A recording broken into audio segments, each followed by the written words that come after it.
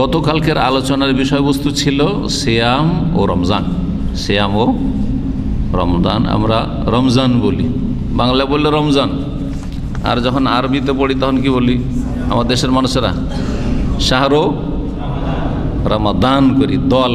হ্যাঁ, তার মানে যখন বাংলায় বলছেন তখন রমজান কেন বলছেন? রমজান মাস বলেন। এখান থেকে বোঝা যায় যে দোয়া নয়, সেটা দোয়া নয়। তবে জও না, জও নয়, ওর মাঝামাঝি একটা উচ্চারণ দদের আছে, দদ। এই জন্য আরবি ভাষায় এই সব হরফটি আছে, এই যে দদ অক্ষরটি শুধু আরবি ভাষার। এই জন্য আরবি ভাষাকে লোগাতুদ দদ বলা হয়। আরবি ভাষার নাম আরেকটি হচ্ছে লোগাতুদ দদ, দদের ভাষা, দদের ভাষা। দ নাই দালের মতো, আর জ নাই জয়ের মতো। তবে আশরাফ আলী থানভী রাহিমাহুল্লাহ, দেওবন্দি যে বড় আলেম, হাকিমুল উম্মত, তিনি তার একটি কিতাব রয়েছে কেরাতের ওপর, ভারত বাংলাদেশ পাকিস্তানে পড়া হয়, জামালুল কোরআন। ওতে লিখেছেন যে এই দদ শব্দটি জয়ের কাছাকাছি, জয় মানে তর পরে যে জয়া, এই জয়ের কাছাকাছি। এটা এর দলিল যে আমাদের যে দদ আর জদের ঝগড়া, যে দল্লিন পড়বো না জল্লিন পড়বো ঝগড়া, এই ঝগড়াতে আশরাফ আলী থানভী ফয়সালা দিয়েছেন যে ওটা দালের কাছাকাছি নয়। কিসের কাছাকাছি? জয়ের কাছাকাছি। জি, আলোচনায় গতকালকে বলেছি সিয়াম ফরজ, ইসলামের রুকুন, তারপরে রমজানের ফজিলত, আর সিয়াম রমজানের রোজার ফজিলত বা এমনি সিয়ামের ফজিলত। তারপরে আরেকটি পয়েন্ট আলোচনা করেছি, সেটা হচ্ছে যারা রোজা রাখতে পারবে, সিয়াম পালন করতে পারবে, যাদের উপরে ফরজ, তারা বিনা শরীয়তি ওজরে যদি সিয়াম ছাড়ে, রোজা না রাখে, তাহলে তাদের জন্য শাস্তি, বদদুয়া, অভিশাপ জিবরাইল আলাইহিস সালামের, রাসূলুল্লাহ সাল্লাল্লাহু আলাইহি ওয়াসাল্লামের। আর তারপরে যে পয়েন্টটি আলোচনা করেছিলাম সেটা হচ্ছে রোজার নিয়ত করা।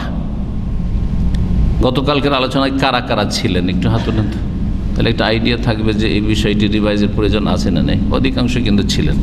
যারা ছিলেন না তারা জবাব দিবেন যে রোজার নিয়ত কেমন করে করতে হবে। যারা গতকালকে শোনেননি তারা জবাব দিবেন, কারণ গতকালকে যারা শুনেছে ওরা তো জানেন, মানে তাজা এলেম আছে গতকালকের, কিন্তু আপনার প্রিভিয়াস এলেম চাই, আগের কি কতটা নলেজ আছে ইসলাম সম্পর্কে আর এই সিয়ামের ফরজ সম্পর্কে। এলিম শেখা ফরজ, রোজা রাখা যখন ফরজ, তো রোজার নিয়ত জানাও ফরজ, ঠিক না? নিয়ত জানা ফরজ, নিয়ত মুখস্থ করা ফরজ নয়, বুঝতে পেরেছেন? অন্তরে সংকল্প করা, সংকল্প মানে মনে যে একটা কথা আসলো যে এই কাজটা আমি করতে যাচ্ছি, এটাই মনের কথা। জি, নিয়ত হচ্ছে মনের কথার নাম, মুখের কথার নাম না। অন্তরের সংকল্প হচ্ছে আমালুল কলব, কলবের হৃদয়ের কাজ, মুখের কাজ নয়। আর নাওয়াইতো পড়া হচ্ছে মুখের কাজ, জবান জিহ্বার কাজ, জিহ্বার কাজ নাই, জিহ্বার কাজ করা বেদাত। অর্থাৎ জিহ্বার নড়িয়ে যদি বলে নাওয়াইতু আন আসুমা গাদাল্লাকা মিন শাহরে রমাজান, জোরে বলুক তো তবুও বেদাত, আর আস্তে বলুক, জিহ্বাটা হিলিয়ে ঠোঁট হিলিয়ে যদি নাওয়াইতু আন আসুমা গাদাল্লাকা বলে তবুও বেদাত। বেদাত মানে গুমরাহি, গুমরাহির পরিণাম কি? সুখ, শান্তি, নাকি অশান্তি, আযাব, জাহান্নাম। ছোটোখাটো মনে করবেন না বিষয়টাকে, অবহেলা করবেন না, আর ওই বেদাতির তরিকা ওই গিয়ারে থাকবেন না, কোরআন হাদিসের গিয়ারে চলে এসে দলিলে চলে আসেন সহজ। জি হ্যাঁ, নিয়ত করার বিষয়, নিয়ত পড়ার বিষয় নয়। জি, যেটা যার কাজ সেটা তাকে দিতে হবে। নিয়ত করে হৃদয়ে, যদি মুখকে সেটা দিয়ে দেন তাহলে আপনি কারো হক নষ্ট করলেন, আপনি কারো হক নষ্ট। চোখ দিয়ে দেখেন, চোখ দিয়ে কখনো আপনি কি করবেন না, শুনবেন, ক্ষমতা আছে। চোখ দিয়ে বললেন যে চোখ দিয়ে খাওয়াবো, নাকের ড্রপ চোখে দেবো, হবে? তো আসলে যারা বেদাত করে তারা নিজের জ্ঞান বিবেক হারিয়ে ফেলে। জি, দলিল হারিয়ে ফেলে, তখন জ্ঞান বিবেক হারিয়ে ফেলে, অন্ধ হয়ে যায়, আসলে ব্লাইন্ড হয়ে যায়। তো নিয়ত করা হচ্ছে অন্তরের কাজ। আর যে কোনো সুস্থ মস্তিষ্ক সম্পন্ন ব্যক্তি যে কোনো কাজে নিয়ত করে, একমাত্র পাগলের কোনো সংকল্প নেই। পাগল যদি দাঁড়াই তবু বিনা নিয়তে, শুয়ে যায় তবু নিয়তে, পায়খানা খায় তাও বুঝে না যে কি খাচ্ছে, কি নিয়ত বুঝে না, ভাত খাচ্ছে না, ওর কোনো সংকল্প নাই, কিন্তু সুস্থ মস্তিষ্ক সম্পন্ন মানুষ একটু এদিকে তাকাইলো, কি নিয়ত ওইদিকে তাকাইলাম, ওই লোকটার দিকে কেন তাকাইলাম, ওটাও তো একটা নিয়ত আছে, ভালো হোক আর খারাপ, তাই না? কেন চোখটা বন্ধ করলাম, ওর একটা নিয়ত আছে, ঠিক না? পুরো দিন দুনিয়ার সব কাজে মানুষ নিয়ত করে যদি বিবেক সম্পন্ন মানুষ হয় অন্তরে। কিন্তু আমাদের বিদাতি ভাইয়েরা দু চারটি এবাদতে, হাজার হাজার এবাদতের মধ্যে ফরজ নফল দু চারটি এবাদতে নিয়ত পড়ে। নামাজের জন্য নিয়ত পড়ে, হ্যাঁ, না হয়তো আনসাইল্লাহ তাআলা, আর রোজার জন্য নিয়ত পড়ে, আর হজ উমরার জন্য নিয়ত পড়ে, জাকাতের জন্য নিয়ত পড়ে। আর জাকাতও তো ইসলামের রুকুন। ইসলামের প্রথম রুকুন কি? কালেমার শাহাদাত দেওয়া। আশহাদু পড়ার আগে বা কালেমা পড়ছেন, আশহাদু লা ইলাহা ইল্লাল্লাহ শুধু পড়ছেন, কোনো ব্যক্তিকে জীবনে শুনেছেন আমাদের বিদাতি ভাইদেরকে যে নামায়তু আন আকুলা কালেমা তাইয়্যিবা? ওদের মতো ভাঙা আরবি বললাম, আমি শুদ্ধ আরবি বললাম না, কিন্তু আবার কেউ শুনে না ভাবে যে শেখ তো ভাঙা আরবি বলছে। নাওয়াইতু আন আশহাদা আল কালেমাতা তাইয়্যিবাতা, আমি কালেমা তাইয়্যিবার শাহাদাতের নিয়ত করছি, কেউ পড়ে নাকি? তাহলে নাওয়াইতু কালেমাতে নাওয়াইতু লাগলো না, জাকাত দেওয়ার সময় নাওয়াইতু লাগলো না, দান খেরাত সাদকা করার সময় নাওয়াইতু লাগলো না, বাপ মাকে টাকা পাঠানোর সময় এবাদত, ওটাও এবাদত, বড় সওয়াবের কাজ, নাওয়াইতু লাগলো না। শুধু নামাজে নাওয়াইতু লাগে, রোজাতে নাওয়াইতু লাগে, হজে নাওয়াইতু লাগে, আর উমরাতে নাওয়াইতু লাগে। হ্যাঁ জি, দুনিয়ার সব কাজই তো যদি আল্লাহ সন্তুষ্টির জন্য করা হয়, গুনাহ থেকে বাঁচার জন্য করা হয়, তো সব সওয়াবের কাজ, সবই ইবাদত। স্বামী স্ত্রী সহবাস নেকির কাজ নয়? নেকির কাজ। তো সহবাস আর আল্লামা জান্নাম না পড়ার আগে কি পড়বেন? নামাইতু, হ্যাঁ আমি নিয়ত করছি, আন ওজামিয়া জৌজাতি, হ্যাঁ আমি স্ত্রী মিলনের নিয়ত পড়ছি, আর তারপরে তখন বলবেন বিসমিল্লাহ আল্লাহ জান্নাবিনা শাইতান ও জান্নাবি শাইতান মা রাযাকতানা। করবে কেউ? এগুলো উদাহরণ কেন দিচ্ছি? যাতে করে গোঁড়ামিটা দূর হয়ে যায়। কারণ অনেকে আছে এত গোঁড়ামির মরিচা লেগে আছে, এত অন্ধত্বের মরিচা লেগে আছে, লোহাতে যদি জং মরিচা লেগে থাকে, বেশি মরিচা লেগে থাকে, একটু যদি ওকে পিটনি দেন তো সাফ হবে না। তো মাঝে মাঝে আমরা একটু বেশি পিটনি দিই, দিয়ে দিয়ে দিয়ে দিয়ে যদি জংটা সাফ হয়, তারপরে তখন বিদাত মুক্ত হইতে পারে, শিরক মুক্ত হইতে পারে, গুমরাহি মুক্ত হইতে পারে। এই জন্য আসলে আর কিছু না। তো নিয়ত করবেন অন্তর থেকে।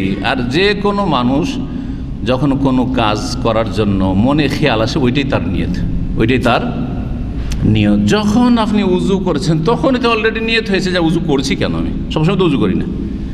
যখনই মসজিদে ঢুকছি তখনই তো নিয়ত হয়ে গেছে আমি মসজিদে ঢুকছি কেন, কোন নামাজের জন্য, জোহর না আসর না ফজর, হ্যাঁ না তাহিয়াতুল মসজিদ, শুধু তখনই নিয়ত হয়েছে। তারপরে যখন দাঁড়াইছেন তখন নিয়ত আবার হচ্ছে যে মসজিদে তো কয়েকটা নামাজ পড়বো, সুন্নত আছে, বেতর আছে, ইশার ফরজ আছে, কিন্তু এখন যে দাঁড়াইলাম তাকবীর দিতে যাচ্ছি, এখন কোন নামাজের জন্য নিয়ত হয় না, অটোমেটিকলি নিয়ত হচ্ছে। এটার নাম নিয়ত, নামাইতো পড়ার নাম নিয়ত নয়। জি হ্যাঁ, সেটা হচ্ছে অতিরিক্ত ধর্মে, আর অতিরিক্ত হচ্ছে বেদাত মুহদাস, আর কুল্লু মুহদাসাতিন বিদআ ওয়া কুল্লু বিদআতিন দালালা ওয়া কুল্লু দালালাতিন ফিন্নার। আল্লাহ যার বুঝার তৌফিক দান করেন। আর একটি প্রশ্ন হচ্ছে নিয়ত সম্পর্কে, নিয়তের বিষয়টিকে বেশি একটু ক্লিয়ার করা দরকার, জি, যাতে করে আপনাদের ক্লিয়ার হয়ে গেলে আপনারা যাদেরকে পাবেন, আপনাদের পরিবার পরিজন আত্মীয় স্বজন, তাদেরকে ক্লিয়ার করে বুঝাইতে পারেন। কারণ অনেক ভাইয়েরা নিজেই বুঝাইতে চেষ্টা করে, আমাদের কথাগুলি না পৌঁছে, সবচেয়ে ভালো কিন্তু আলেম ওলামাদের কথা পৌঁছে দিবেন আপনি। অনেকে মনে করে যে আমি আমার স্ত্রীকে বুঝাবো, আমি আমার বাপ মাকে বুঝাবো, নিজের ভাষায় বুঝাবো, বুঝাইতে গিয়ে নিজেই ভালো করে বুঝে না তো কী করে বুঝাবে, এই সমস্যাটা হয়। অনেকে বলে এরকম। তো ওদেরকে পরামর্শ দিই যে আপনি নিজে বুঝাইতে গিয়ে চিকিৎসা করতে গিয়ে ভুল চিকিৎসা করতে পারেন, তা না করে আপনি যারা ভালো করে বুঝিয়েছে আলেম ওলামা সহি আকীদার সহি মানে তাদের কথাগুলি পৌঁছে দিবেন, তাহলে ভালো করে বুঝে নিন। আপনি যেভাবে বুঝেছেন ভালো করে, ওই রকমভাবে ওর চাইতে বেশি হয়তো ধারণ ক্ষমতা থাকতে পারে আপনার চাইতে, ও আপনার চাইতে ভালো করে বুঝে নিতে পারে। কিন্তু আপনারা অনেকে ভুল করেন, মনে করেন যে আমি আমার বাপকে শেখাবো, আমি আমার মাকে শেখাবো, আমি আমার স্ত্রীকে শেখাবো। না রে ভাই, আপনার চাইতে বড় আলেমরা আছে, তাদের কথাগুলির মাধ্যমে শেখাবার চেষ্টা করবেন, তাহলে ভুল হবে না। কি বলছিলাম, নিয়ত, ফরজ সিয়ামের নিয়ত আর সুন্নত নফল সিয়ামের নিয়তে কোনো পার্থক্য আছে? যারা গতকালকে ছিলেন না তার একজন হাত তুলেন। কালকে ছিলেন না আপনি? হ্যাঁ, কি পার্থক্য আছে? কতক্ষণ আগে?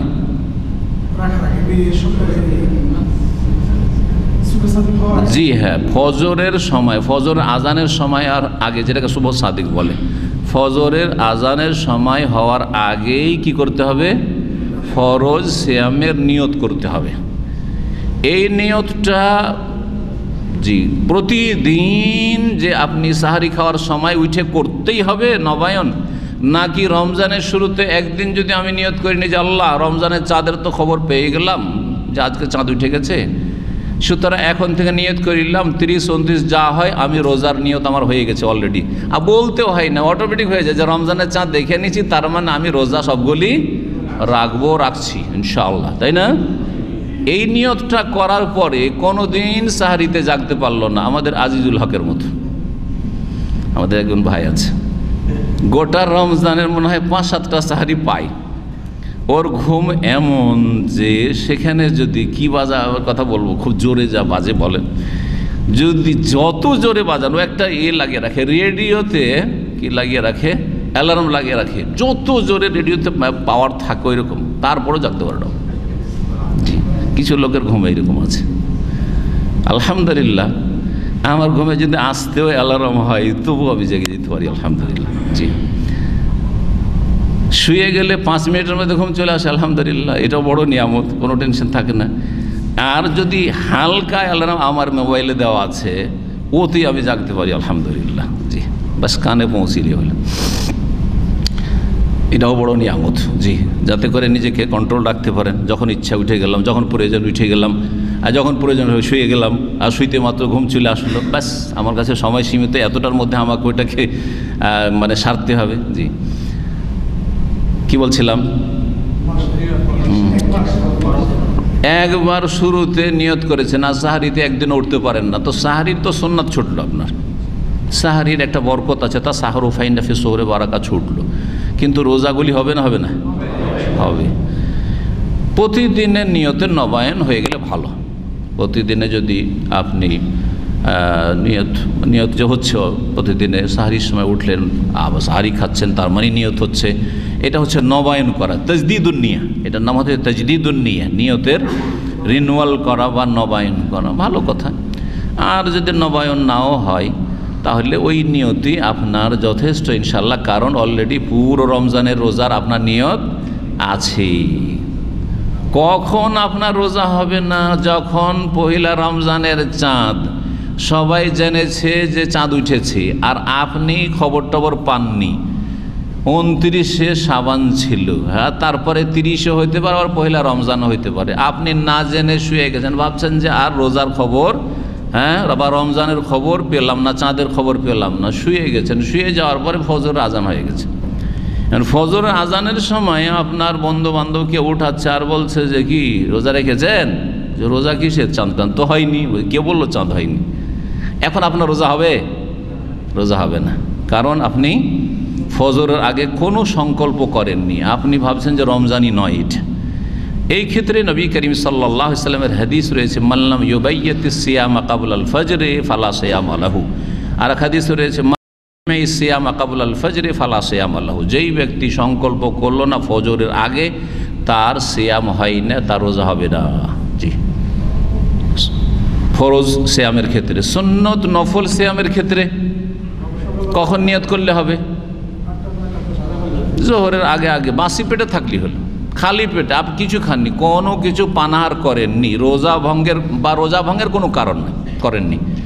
ফজরের পর থেকে যেই সময়টুকু চলে গেছে 2-4-5 ঘন্টা, এর মধ্যে রোজা ভঙ্গের কোনো কারণ আপনি করেননি, আর হঠাৎ করে মনে হলো যে আজকে রোজাটা রেখেই নি, সকাল 10টায় 11টায় চলবে রোজা, নফল সুন্নত রোজা চলবে, সোমবার বৃহস্পতিবার রোজা চলবে, আইয়ামে বীজের রোজা চলবে, হ্যাঁ, এই রোজাগুলি মাসের 3টে রোজা যেগুলো, বা এই যে কোনো নফল সুন্নত, মহরমের রোজা চলবে, আরাফার রোজা রাত্রে কোনো নিয়ত ছিল না, সকাল ফজর হয়ে গেছে তখনও নিয়ত করেননি, সকাল 9টা 10টার সময় ভাবলেন যে সবাই রাখছে আরাফা রোজা, আমি রাখবো না, তো রেখেই নি, কিছু খাননি এখন পর্যন্ত, পানাহার করেননি, রোজা ভঙ্গের কোনো কারণ আপনার মধ্যে আসেনি, তাহলে রোজা হয়ে যাবে ইনশাআল্লাহ।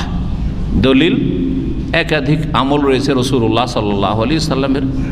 হ্যাঁ, সকালবেলা স্ত্রীদের বাড়ি ঘোরাঘুরি করছেন, খোঁজ খবর নিচ্ছেন, সকালে একবার রাউন্ড দিতেন নয় স্ত্রীর বাড়ি, আবার বিকেলে একবার রাউন্ড দিতেন, আর তারপরে রাত্রে চলে যেতেন যেই স্ত্রীর পালা থাকতো। এটা হচ্ছে তরিকা, এটা হচ্ছে পদ্ধতি। যাদের একাধিক স্ত্রী আছে, কারো আছে নাকি একাধিক স্ত্রী? একটা হাত শুধু, জি একটা হাত। আমরা খুবই আসলে ভীতু, সত্যি ভীতু, আমরা ভীতু, ভয় করি স্ত্রী হোম মিনিস্টারকে, ভয় করি হোম মিনিস্টারের বাপ মাকে, রাষ্ট্রপতি আর প্রধানমন্ত্রীকে, সবকে ভয় করি আমরা, শ্বশুর শাশুড়ির চাপে ভয় করি। জি হ্যাঁ, ভয় করি। জিজ্ঞাসা করেন শেখ সেলিমকে যে কি ভয়ের ভয়। জি হ্যাঁ, রাসূলুল্লাহ আমল করেছেন, ওস্তাদ আদর্শ না, রাসূলুল্লাহ আদর্শ, কথা ঠিক না? জি জি। অনেকের অনেক অসুবিধা থাকে, অনেকের একটা সময় আছে, সেই সময় পার হয়ে গেছে, এখন হয়তো হক আদায় করা সম্ভব না। মানুষের তো একটা হায়াত মতো আল্লাহ ভালো জানে, কিন্তু তারপরেও তো একটা সম্ভাব্য একটা বিষয় আছে, তাই না? যারা একাধিক বিয়ে করবেন তারা 30-এর আগে আগে করে নিলেও ভালো। বাচ্চা প্রথম স্ত্রীর ছেলে মেয়েগুলি ছোট থাকা অবস্থায় করে নিলে ভালো, যে এটা উপদেশ, এটা উপদেশ। ছেলেমেয়েরা বড় হয়ে গেছে, এখন শিয়ান না, 12 বছর 14 বছরে এখন সাবালক হতে চলেছে, তখন বউ আর একাধিক বিয়ে করিয়েন না, ওদের সামনে আর বিয়ে করতে চান না। নাবালক অবস্থায় বিয়ে করবেন, আপনার দ্বিতীয় স্ত্রীকে আগের স্ত্রীর ছেলেরা সাদরে গ্রহণ করে নেবে সহজে, কিন্তু সাবালক হওয়ার পরে যদি বিয়ে করেন অত সহজে গ্রহণ করে নিতে চাইবে না, মেয়ে নিতে চাইবে না। হ্যাঁ, সামান্য একটু কিছু হইলেও সেটাকে তিলকে তাল করে বসবো এই ছেলে মেয়েগুলো। জি হ্যাঁ, বড় পারিবারিক সমস্যা হবে। এগুলি হচ্ছে জ্ঞানীদের অভিজ্ঞতার কথা, অথবা কোরআন এবং হাদিস চর্চা করে আপনাদেরকে কিছু কথা বললাম। সুতরাং যদি কেউ ইনসাফ করতে পারেন, আর আর্থিক শক্তি থাকে, শারীরিক শক্তি থাকে, আর ইমানি শক্তি থাকে, আমি সবসময় বলি 3টি শক্তি থাকে, করেন, কিন্তু আপনি তাড়াতাড়ি করেন, এই ক্ষেত্রে দেরি করে নাই।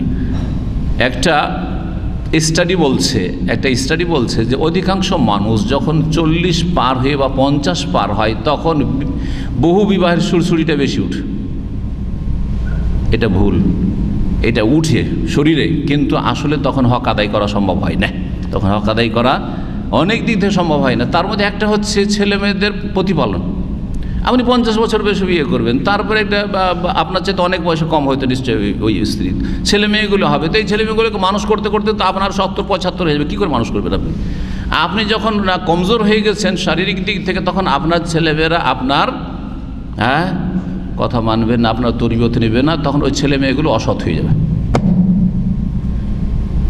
কিন্তু যৌবনকালে ছেলে মেয়ে মানুষ করা 30, 40, 45, 50 পর্যন্ত ছেলে মানুষ করা খুব সহজ, তারা ভয় করবে বাপকে। কিন্তু 60 হয়ে গেছে বয়স, 70 হয়ে গেছে, 75 হয়ে গেছে, কি ভয় করবে? এখন তো বুঝতে পারছে যে খেজুর চুষা শেষ হয়ে গেছে, খেজুরের আঁটি বীজটা শুধু আছে, এই বিচিতে কিচ্ছু নেই। জি হ্যাঁ, আর চুষে ফেলেছে আপনাকে। জি জি, কি বলছিলাম? নফল রোজা রাসূলুল্লাহ সাল্লাল্লাহু আলাইহি ওয়াসাল্লাম এরকম করতেন, সকালবেলা 1 রাউন্ড দিতেন, বিকালবেলা 1 রাউন্ড। যারা বিয়ে করছে এই কাজ তো করছেন না, একটাকে এখানে রেখেছেন, একটাকে বাংলাদেশে রেখেছেন। হ্যাঁ, একটা যখন যদি সাথেও থাকে তো একটার দিকে এমন ঝুঁকেছেন, আর একটার খোঁজ খবরই নেন না। হ্যাঁ জি, জবাব দিতে হবে যদি এরকম হয় তাহলে।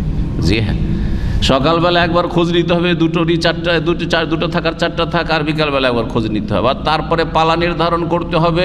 মন চাইলেও অন্যের একের পালাতে অন্যের কাছে যাওয়া যাবে না। জি, যতক্ষণ অনুমতি না দেবে, আর কেউ অনুমতি দেবে না। জি, আল্লাহু আকবার। আল্লাহ যেন ইনসাফ করার তৌফিক দান করেন। যারা একাধিক বিয়ে করেছেন তাদেরকে বলছি। জি হ্যাঁ, নিয়তের বিষয়টি বললাম বিস্তারিত।